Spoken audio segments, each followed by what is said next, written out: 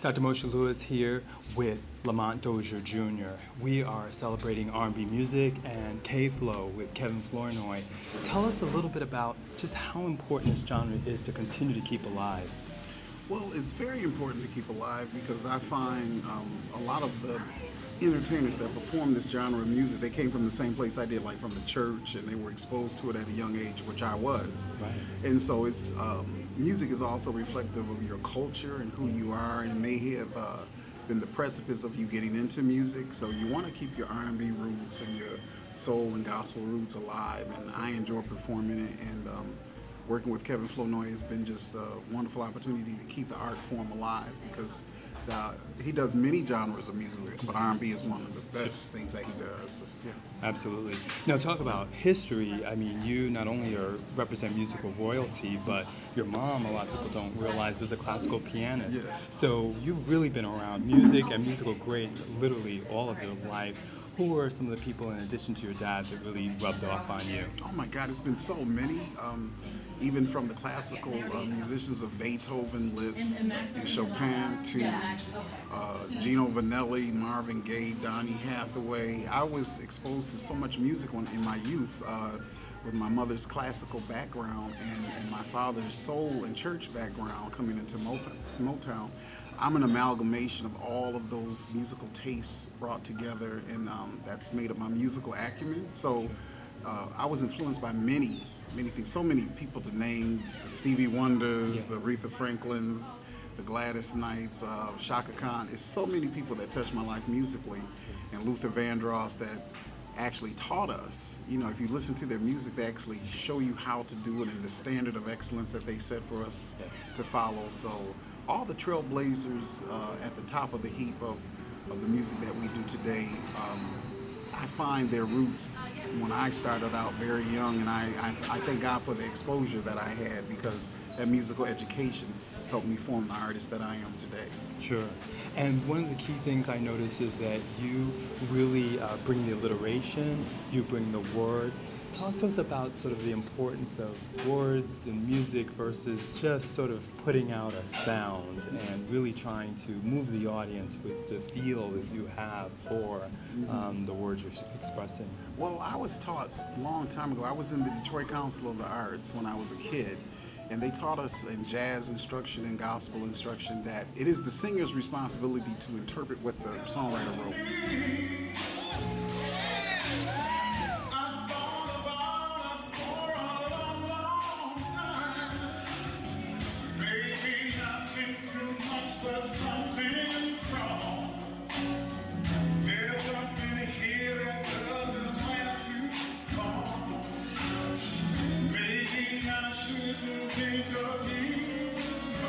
That's what we singers want to do. We want to bring alive the words that the songwriters wrote and what they meant to convey to the listener, so the listener can see themselves in the musical piece. And they say, hey man, that's me. I've been through that. I've lived that. And this female singer or this male singer is singing my life right in front of me. So that's what you want to do as a singer, and that's your responsibility vocally, is to give life to those words that the songwriter meant. Absolutely. One of the things that also impresses me about you is that you bring a tremendous amount of passion and understanding to really try to, like you said, convey what the songwriter was also writing. So as a songwriter yourself, which people may not realize, talk to us about that creative process and how challenging sometimes it can be to actually create a song. Well, you gotta be keyed into your motivations, and I say you can be motivated through a beat, you can be motivated to a situation that's not necessarily yours. You could see somebody going through something that you know, a friend, a relative, family, or whatever. They may be going through a situation, and you put that situation in song and words. And if you've gone through enough life under your own belt, you can add your own interpretation to it, but you want to leave room for the listener to see themselves in that song. Sure. So it can be a daunting task. You're always looking for the right emotion, the songs that's going to elicit the right feeling and capture the essence of what people go through. And then you set that to music, and hopefully you've got a great song idea, you've got a great emotional connection to the listener. And that's what you want to do. And sometimes it can be daunting, but that's what you want to work for, because once you get it, it is so rewarding as a songwriter to write something that people can relate to. Your father helped create that for so many people, as well as the Motown sound, really. Yeah. What are some of the things you remember most fondly about him, just for you on a personal level? Well, for him, work. I mean, you know, we spent a lot of times as children into the recording studios with my dad. My dad worked a lot, and if I wanted to see him, you're going to go to the recording studio if you want to spend time with him. Sure. But I had the pleasure and access to see him with the Holland brothers do a lot of work. I had access when he went solo, when he started working as a producer and songwriter on his own for different projects, for different groups. I had the pleasure of meeting all these great musicians in their youth, like the Lee Ritenours and the Joe Samples and different ones that came in on the sessions, and they were just fantastic. So I remember them as children, but I had that access where I could see people working at that craft, and then I got to see the results of the craft.